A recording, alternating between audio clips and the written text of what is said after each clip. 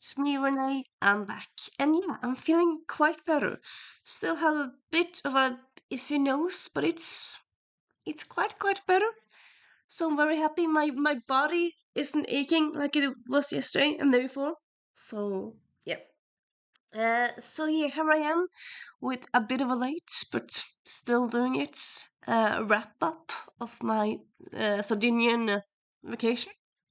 So yeah, I guess this is your first video about me because you never know, maybe this. I spent 2 weeks in September in Sardinia. I went on a vacation with my mom and my dad. Yes, I'm an adult, but I get along with them well, and we decided to go on vacation together because we felt like it. Easy as that, really. Doesn't have to be in within that. I know it's not often that, at least like in Scandinavia, it's not that common to go on vacation with your parents when you're my age. But at the same time, we get along, so why shouldn't we? So yeah, that's what we did. Uh, that's what I'm gonna say about that. So we had an Airbnb in Olbia, which is in the north of Sardinia. Well, actually outside of Olbia. We went to Putolongo, which is quite a fun word to say, I would say. It's kind of fun. The first week we mainly just stayed in Putolongo. We went to the beach, which was quite close to us. So most days we went to the beach, and then second half of the day and the beginning of the day we went to this pool. The Airbnb had a pool that we can use, so we just by the pool and reading books and swimming and enjoying the sun. And then we did the same in the on the beach. And then some days we had uh, dinner outside. We went to different restaurants, and some days we just had dinner in the apartment because we had an Airbnb apartment. I feel like it's kind of also nice to have an apartment to live in and not a hotel because if you're staying someplace for 2 weeks, a hotel can get too impersonal, at least for my taste. So yeah, that the first week was a lot of swimming and lots of reading, and then the last week we went a bit around. So the last week we had rented a car, so we went a bit around Sardinia. We went a bit around in the north because we heard that the north was the most beautiful. And this is where I might get, if some Sardinians watch me, I might get you being mad at me. I don't know if Sardinians will watch me, but honestly, my honest to God opinion, it was nice. But honestly, I would say that quite a lot of the places I went to were fine. They were small towns, they were charming, but they weren't really all that. And that's kind of what I'm doing here. If I'm gonna tell you, like recommend you stuff, I would say go to go to Posada, which is a city where they have this very nice castle or castle slash ruin. I very much like that. And then I also would say go to San Pantoleo because that's a city up in the mountains, very charming. I would recommend that very much. The other place that we went to, I mean, we did Google nice places to go to. The other places we went to were all beach towns, which were very similar to to each other. Really, they were charming and nice, but they weren't like unique and like you have to see them. They were fine. Personally, if and all this might sound privileged and whatnot, but that's my opinion. Of course, it's my opinion. If I had to go back to Sardinia, which honestly I'm not really sure I want to go back at all, but if I had to go back, I would go back for maybe 5 days. I would do lots of more swimming and bring more books and maybe, yeah, do much more swimming and then maybe do 1 or 2 days of going to cities. Like I could go back to Posada and see the castle ruin again. That was amazing. I love that. And I could go back to San Pantaleo. The other towns, no. And honestly, like even Olbia, which was like the big town that we live close to, wasn't all that. Honestly, in my opinion, like I've actually gone traveling a lot. I've been to a lot of places, and in my opinion, a lot of big cities might be similar, and a lot of big cities are similar, but also similarly nice and whatnot. Olbia, to me, it was just very strange. They had like the harbor was nice. You had two or three streets which were full of cafes and restaurants and charming places. But other than that, it was just lots of people just like very run down. Like also we got like a tourist brochure from the tourist office. It gave us like a map of the town, and it said like by the end of the park there's a very nice shopping street. So I was kind of curious. Okay, what's this shopping street like? We went to the park, which was like at the end of the other end of the at like kind of the end of center. We went to the park, and honestly, the park itself wasn't all that. It wasn't that big. It was fine. It wasn't ugly, but I kind of expected more. And then we went to the other side of the park, and the shopping street that they talked about in. I mean, this is what they uh, that they talked about in the tourist office that they had on a map. The shopping street was two small shops, like two small shops that sold groceries and a pub. That's it. There was nothing. There's not even like a tourist trap shop. Nothing else. It's like this is a shopping street you're recommending that you're talking about on your map. What? What? I suppose I'm thinking that maybe they talked about the other because there was like okay, so the park is here. You could say the park is here. Then there's a street here, and there's also a street here. The street here had some hotels, and then there were one shop where they sold uh, bikinis and sporting equipment, sporting clothes, stuff like that. And then there was one shop where they sell like Prada and stuff. Like, can you say a street is a shopping street if there's two stores and both of them are clothing mates? I don't. For me, like a shopping street should have a shop with just kids' shop with used clothes, not shop where they just sell shoes. That's agreeable to me. But two shops that are more or less the same. Um, So yeah, I didn't like that.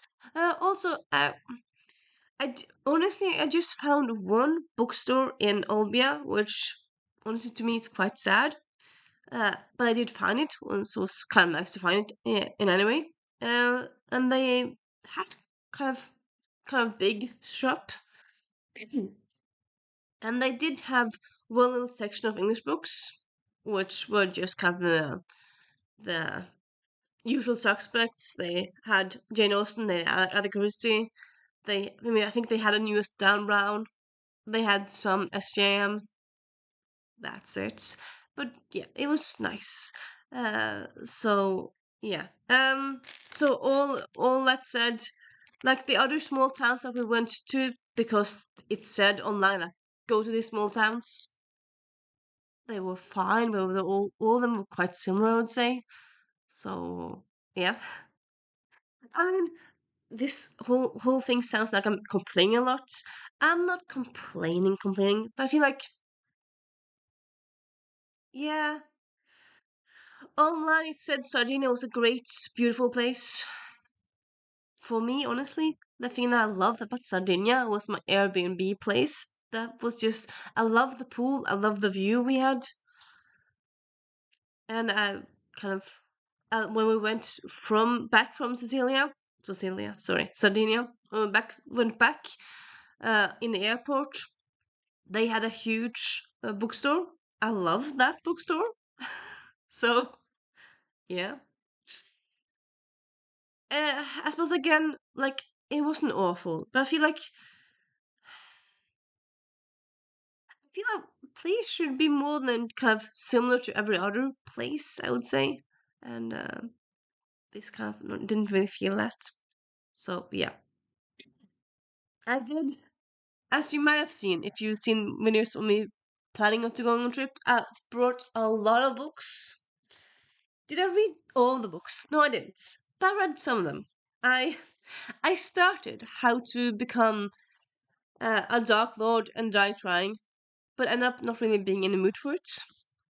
What was I in the mood for, you might ask yourself? Romance books! Of course, that's what I end up picking up.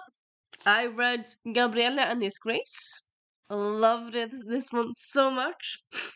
Kind of sad that it's the last in the series, but also so happy that it exists. It's such a perfect book. I love it so much. Though, I suppose just a little heads up, if you're looking forward to this book, I would say that the first two books in this series, because it's part of the series, the first two books have more espionage elements. Espionage. Am I saying that correctly? You understand. The first two books have more spy elements than this book has. It has some of them, but not that many really. So it's more romance based, but still almost also romance. Then we had 9 rules to break when romancing a rake, which is my second Sarah McLean book, but it's the first in a series of hers. I had this on in pocket, and then I picked up the second one. 10, 10 rules to. I'm just gonna double check what the second book is called. Blah blah blah blah blah. The second book is called. It doesn't say here. That's not annoying. The second book is called. Its second book is called 10 something. Because like how that's how it is. Yeah. Blah blah blah. It's called 10 something something. And it's about the brother from this book. And the second book also, Sarah McLean just talked about the second book recently on our Fitmates podcast, and said lots of people don't like it. I'm like, why don't you like it? I love it so much. I love both the first and second book so very much. Did the second one on audio because I didn't have it physical. It was also very great on audio. I have recently started the third book because I kind of felt like it, but I quite quickly realized who the third book's romance, the love interest is. And I'm like, I don't know. Is this a cool love interest? Is it? Is it? So I can't put that book down because I don't know if I want to read a story about this book, this person finding love. I mean, probably will discover that he isn't that bad, but right now, that's not what I'm in the mood for. Sorry. I also brought with me Sword Heart by T. Kingfisher. End up not being in the mood for it, but nice to have the option. And I also brought Stonebroke Eris by Daniel Owen Jones, which was a reread for me. And yeah, this one to me kind of, yeah, very much felt like a perfect beach read. And I remember, like, I read it first time, like, yeah, just a few years ago because it came out like 2022, so it hasn't like been that long, but it's a really lot. So it's been some years since I read it first time.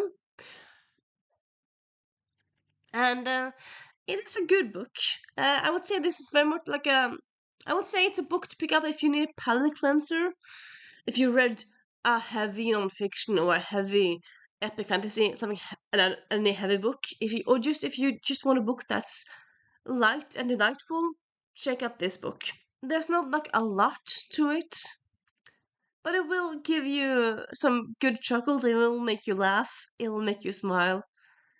And I mean, like this time reading it, I was just kind of I remembered like who's the villain is and whatnot. At that time, the villain feels a bit like mustache twirling, like feels a bit overdone. But that's the saying. It's still a very, very well done book, and I do still recommend it. So yeah, sorry.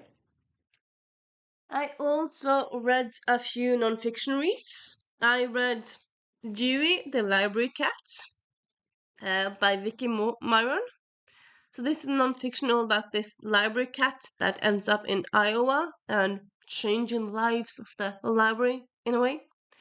And it was a nice book. It wasn't life changing, but it was decent, good. I would say if you're looking about thinking about this book, I would say yeah, pick it up. It's a good book. I would say it's also kind of more about a small town life in the US than directly about the cats, but it's also about the cats and yeah, it's a it's a good book, I would say. I don't sound so enthusiastic as was. It wasn't amazing, but it was good. Sorry, starting this video saying I'm feeling better and then coughing a lot. Well, 2 hours, but yeah. Kunsten å ta feil by Arild Hagsnes. So I found this from the library, and it's a non-fiction book all about mistakes. So I would say it's kind of similar to this one because they're both about mistakes that people have done. This but this first talks about mistakes made in history, like it talks about the mistake in 1989 where suddenly the Berlin Wall was down because a bureaucrat saying mistakes. But it's also about how you fix your mistakes, how you. So it's not just anecdotes, but it's also like how you can deal with mistakes you make in your own life and in your working life and like yeah in general. I like it. Would recommend it. It's a Norwegian book, so everyone of you can read it. But I suppose Moldot's friend in the future she got this book.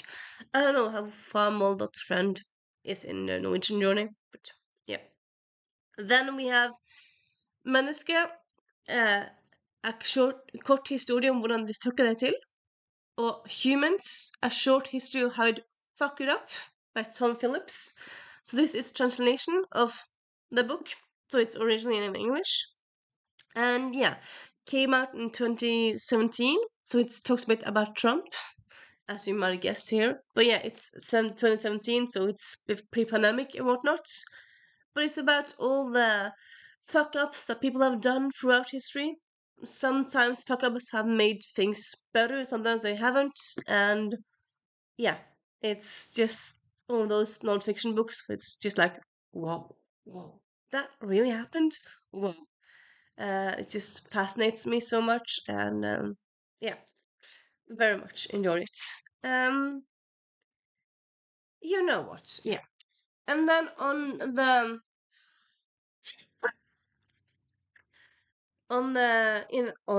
in the airport, I found bought these two books.